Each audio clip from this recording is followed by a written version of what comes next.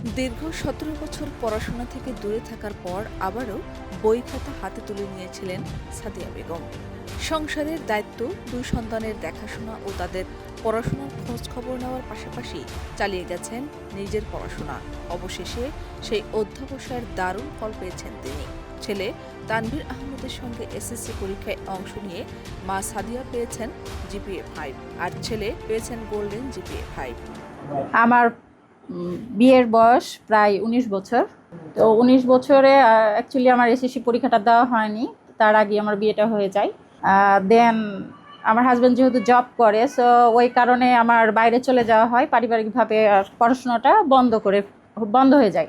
তো প্রায় ১ বছর ২ বছর আগে সামহাও আমার হাজব্যান্ড আমাকে বলে যে তুমি পরীক্ষাটা যদি দাও কেমন হয়। তারপরে চিন্তা ভাবনা করে আর কি ডিসিশন নিলাম যে ভর্তি হই। তাহলে ভর্তি হওয়ার পরে যাই এই ২০২৬ সালে আমি এসএসসি পরীক্ষাটা দেওয়ার পরে আমার জিপিএ 5 রেজাল্টে এসেছে।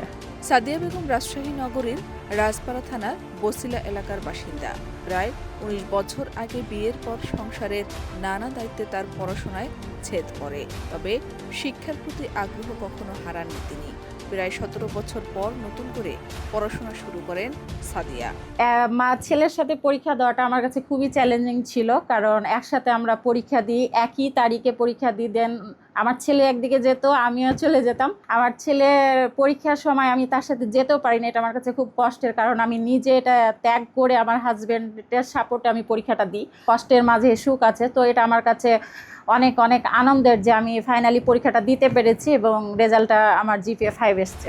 প্রায় ২ বছর আগে ছেলের সঙ্গে একই সময়ে এসএসসি পরীক্ষা দেওয়ার সিদ্ধান্ত নেন তিনি।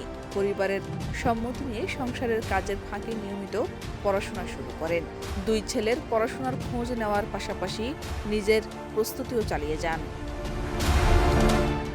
চলতি বছরের এসএসসি পরীক্ষায় রাজপাড়া আদর্শ মহিলা টেকনিক্যাল অ্যান্ড বিএম কলেজ থেকে অংশ নিয়ে জিপিএ 5 অর্জন করেন সাদিয়া।